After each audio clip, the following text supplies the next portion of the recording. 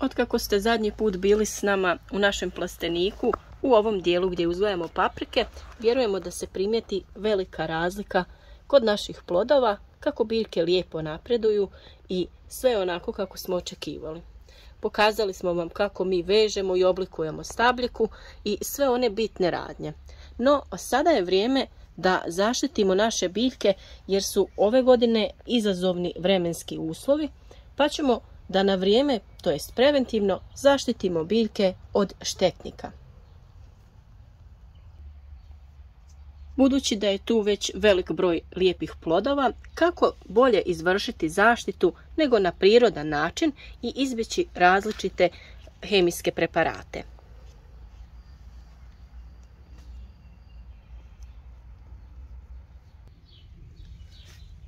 Danas ćemo vam predstaviti sredstvo koje smo vam pokazali već u nekoliko videa na našem kanalu, pa ukoliko ih niste vidjeli, pogledajte ih, a vezano je uz zaštitu paradajza i krastavaca od različitih oboljenja. A danas ćemo vam pokazati drugu primjenu ovog preparata, a to jest kod zaštite od različitih štetnika, koji se često pojavljuju na paprici u različitim vremenskim periodima.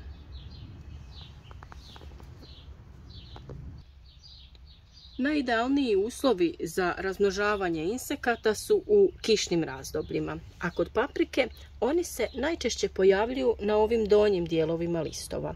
I mi za sada nemamo problema sa njihovom pojavom, kao što vidite, ali je to čar preventivne zaštite, to jest kada se koriste ovakva ekološka sredstva. Njih obavezno moramo koristiti prije pojave tih insekata kako bi ih zaštitili. A naravno i ukoliko se već pojave neki štetnici, nim ulje će također biti vaš idealan saveznik, pa ćete i u tom slučaju moći da ga koristite.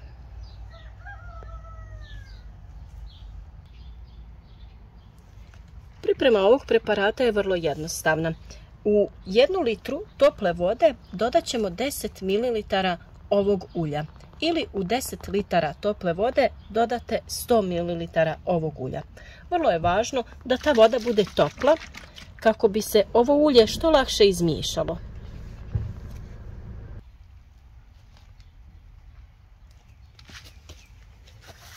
Nekada se ovo ulje teško rastapa u vodi, pa u tom slučaju na 10 litara vode možete dodati i 100 ml mlijeka.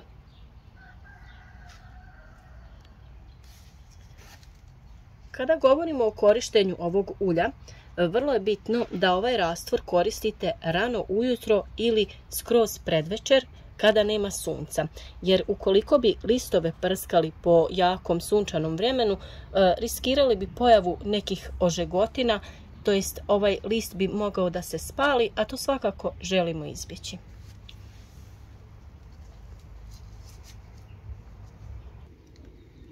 Kada se radi o zaštiti od različitih insekata, listove prskamo sa gornje, ali i obavezno sa donje strane, jer se tu štetnici najčešće zadržavaju. Ono što je važno kod preventivne zaštite jeste da biljke prskate 2 puta u mjesec dana, a ukoliko se je već pojavila najezda ili određen broj insekata, tada ćete ovo sredstvo da koristite jednom u 7 do 10 dana kako bi spriječili njihov daljnji razvoj i razmnožavanje.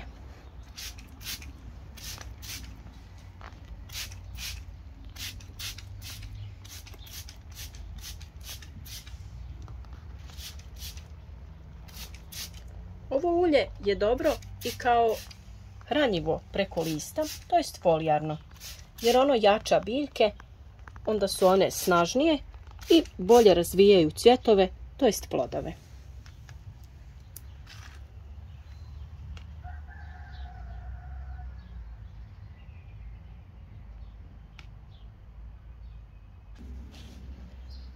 Najčešći štetnici kod paprika ispod listova su uvijek biljne uši, a također se mogu pojaviti i pepeljasta uš, trips ili grinje. I u svim slučajevima je ulje nima napravljeno kao preparat na ovaj način jako djelotvorno.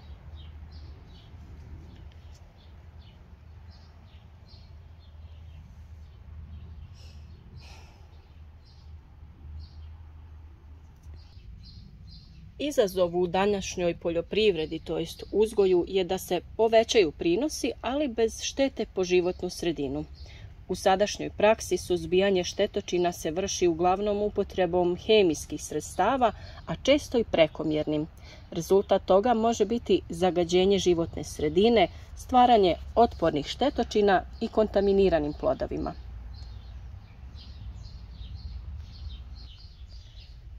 Kada imamo ovako lijepe i obilne plodove, a imamo problem sa štetnicima, nikako na njih ne želimo nanositi te različite hemijske preparate i ugrožavati naše zdravlje i zdravlje drugih ljudi. Upravo se zbog toga okrećemo ovim prirodnim preparatima koji su u ovom slučaju idealno rješenje.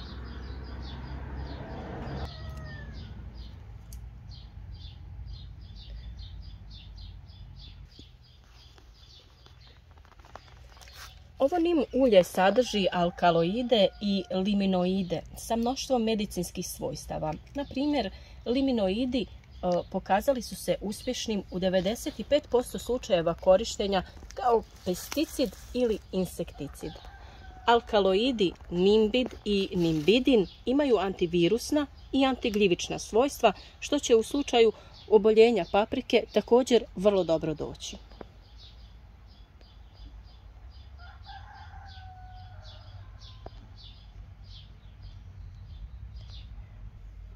Ulje nima nije instant otrov, što znači da nećete nakon prskanja oko biljaka pronaći neke uginule nametnike. Ono djeluje kao sistemski insekticid na hormonalnoj razini i to kroz više dana. Nametnici koji jedu ili sišu sokove poprskanih biljaka prestaju jesti, pariti se i polijegati jajašca, pa se tako djeluje na smanjenje populacije nametnika, a pravo djelovanje vidite za nekih 5 do 7 dana.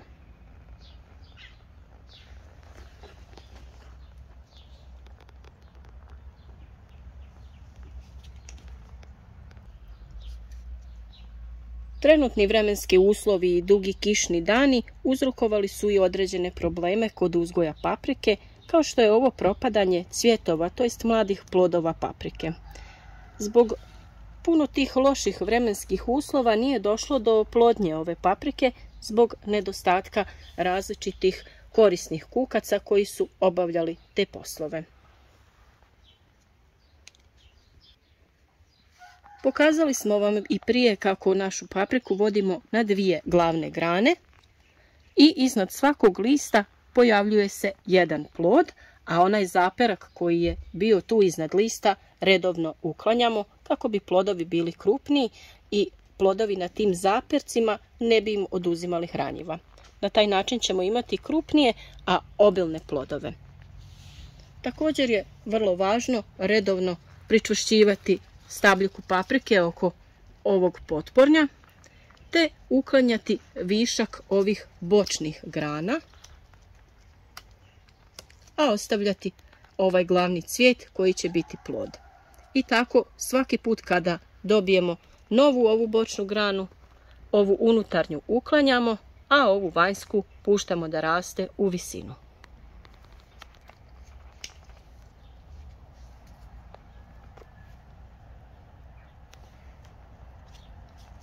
Ovdje imamo takav primjer, unutarnju granu uklanjamo, vanjsku ostavljamo i pričvršćujemo za nosivu potporu. Kako bi biljci osigurali prozračnost i smanjili mogućnost oboljenja, uklonit ćemo sve ove listove koji dodiruju tlo ili u ovom slučaju foliju, a ostaviti ćemo nekoliko ovih koji su gore iznad kod prvih plodova kako bi mogli vršiti folijarnu prihranu. Upravo ta folijarna prihrana, to jest prskanje preko listova, je vrlo važna kod paprike, jer kada su velike oscilacije u temperaturama ili samo visoke ljetne temperature, biljka nije u mogućnosti da iz zemljišta preko korijena usvoji određena hranjiva, pa je važno da ih damo biljci preko lista kako bi se plodovi kvalitetno razvijali i kako bi imali velik urod. O svemu tome smo već dosta govorili u prethodnim videima, ali naravno ćemo o tome govoriti i u narednom periodu kako bi i vi imali ovako zdrave i kvalitetne plodove. Pa se nadamo da je to dovoljan razlog da se i dalje družite sa nama, jer svaki dan nesebično dijelimo savjete iz našeg vrta te objavljujemo novi koristan video. Postoji mnogo različitih proizvođača nim ulja na tržištu, a mi smo svoje nim ulje nabavili kod tvrtke Vuk Oil d.o.o. koji su generalni zastupnik za proizvode od nima. Oni imaju široku ponudu proizvoda, a najbolje je da posjetite njihovu stranicu i da pogledate kako to izgleda, na koji način se koristi i ukoliko se odlučite, kod njih možete da nabavite svoje nim ulje, da ga isprobate i uvjerite se u kvalitetu prirodne zaštite biljaka. Link za kontakt biti će u opisu ovog videa.